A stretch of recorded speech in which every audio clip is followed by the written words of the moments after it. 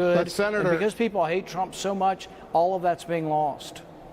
It's not a matter of hating President Trump. It's a matter of what he did today, what he said today. Met with President Putin, as you know, for more than 2 hours. Unlike other presidents, especially on foreign soil, he blamed the United States for the bad relationship with Russia. He declined to back his own intelligence community for its assessment. He declined to support the U.S. law enforcement community, including the Justice Department. He continues, Senator, he continues to call hold on a second. He continues to call the news media a free press in the United States, the enemy of the American people. He says the European Union I think I would is put a this in foe. perspective. Has any other Senator, has any other president in American history done anything like that? But I think I would put this in perspective.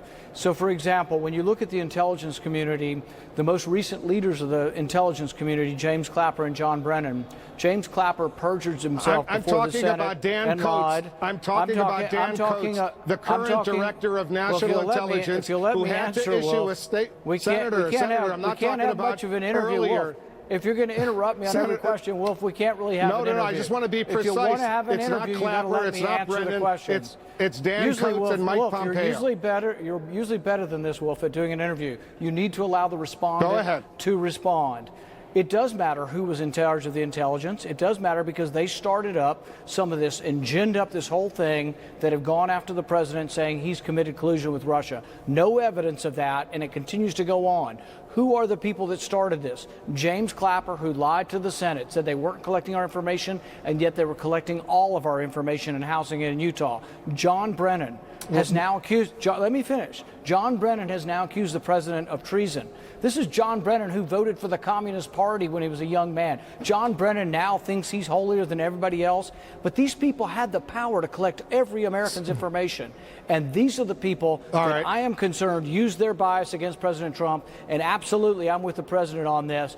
The intelligence community was full of biased people, including Peter Strzok, McCabe, and dozens of others. And so what about Mike Pompeo and Dan Coates, who both say there is no doubt that Russia interfered, attacked the United States during the presidential election? Did they vote for communists when they were young? What I would say is, I don't think anybody doubts that the Russians got involved with leaking email and hacking into email. But there is a question of whether or not the election was legitimate. And all of this is a sideways way for those on the left to try to delegitimize Trump and to say he didn't really win the election. When in reality, the election was really about Hillary Clinton being unfit for office, being a dishonest person who enriched, her and her husband enriched themselves at taxpayer expense and at the expense of receiving money from people like the Sultan of Brunei and Saudi Arabia. So it was really a much more complicated situation. But what's happened is everybody now says, oh, the Russians, the only reason Trump is president is because of the Russians. You can see how he would take that personally. And frankly, I don't think anybody in Kentucky, he got nearly 80% of the vote in the mountains. I don't think anybody was influenced at all by anything to do with the Russians. They didn't like Hillary Clinton because she wanted to kill the coal industry in our state. But Senator, you know, you and I have known each other for a long time. I've interviewed on many occasions. Let me put up on the screen what Dan Coates, the director of national intelligence, a former Republican senator, a former U.S. ambassador to Germany. Russia definitely did try to influence the campaign. That's what he said. Chris Wray, the FBI director, also named by the president. I have no reason whatsoever to doubt the assessment of the intelligence community. Hold on. Mike Pompeo, all of them said exactly the same thing.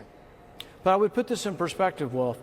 Dov Levine looked at this from the Carnegie Mellon Institute, and he looked at it from 1946 to 2000, and he found 81 times that the U.S. involved themselves and meddled in elections of foreign countries, 36 times that the Soviet Union did. It doesn't make it right, but I've said this before and I'll say it again. Any country that can spy does, and any country that can meddle in foreign elections does. All countries are doing this, but we've elevated this to a higher degree, and we've made this all about the sour grapes of Hillary Clinton losing the election, and it's all partisan politics now. This is truly the Trump derangement syndrome that motivates all of this. Senator, I got to disagree with you. And I know Dan Coates disagrees with you as well. I'll read the statement he issued today after the president's news conference with Putin. Listen to this, and then I'll give you a chance to respond. we have been clear in our assessments of Russian meddling in the 2016 election and their ongoing pervasive efforts to undermine our democracy, and we will continue to provide unvarnished and objective intelligence in support of our national security. Go ahead and respond to your former colleague. And I don't disagree with anything that was said there. What I would say is that instead of making this about everything's about Trump and accusing Trump of collusion with the Russians and all this craziness that's not true, we should try to protect the integrity of our elections. Nobody is talking about protecting the integrity of the elections. How would you protect the integrity of our elections? Make sure they're decentralized, make sure there's very good controls from the precinct on up, make sure we're not storing the data in a central area where there aren't checks and balances at the local area. There are a lot of ways to make sure our election is not tampered with. Also, it's important when you say the Russians meddled, they hacked into Hillary Clinton's email and revealed some truths about her that weren't very popular. I agree they did that. But the thing is nobody's alleging that votes were changed so that they got into our electoral system. But that is a danger, Senator, and we should guard against that. Who do you trust, Senator, the American intelligence community, the American law enforcement community, or Vladimir Putin? What I would say is that all power needs to have checks and balances, and I think our intelligence community has way too much power. The fact that Peter Strzok was able to bring incredible bias towards the president to work every day, Senator, who do you believe? That should scare us. That's not the question. The right question that should be asked, Wolf, is should that power be unchecked, or should you have a judicial system that says, you know what, in order to get information, you have to have warrants, you have to have checks and balances on intelligence. But who do you believe? The intelligence community of the United States or Putin? I'm not discounting the allegations that the Russians hacked into Hillary Clinton's emails. I'm not discounting that at all. So why don't you just say you believe in the intelligence community, the law enforcement, you accept their assessments and move on? Let me read to you a tweet that Newt Gingrich, the former speaker, just put out, and I'll read it to you right now. President Trump must clarify his statements in Helsinki on our intelligence system and Putin. It is the most serious mistake of his presidency and must be corrected immediately. Do you agree with Gingrich? No, I think people have gotten over top on this and lost the big picture. The big picture is that we should be engaged with Russia. We should have conversations with Russia. We have serious conflicts in various parts of the globe. It would be a mistake not to have open lines of communication with them. And I can tell you what I have told the Russians who are here in the United States when I've conversed with them.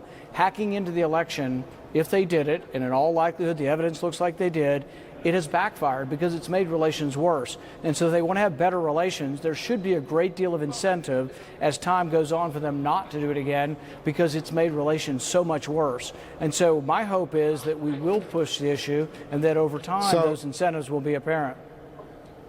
I know there's a little delay. I'm here in Helsinki. You're in Washington, so occasionally it might be awkward. Bottom line, Senator, do you believe that what President Trump did today here in Helsinki was good? I think it was a great idea and a good idea to meet with the Russians and to have engagement, conversations, and to make sure that we don't accidentally stumble into war. Everybody agrees it's good to have good relations with Russia, to have a dialogue with Russia. But do you believe it was good that the President of the United States, through his intelligence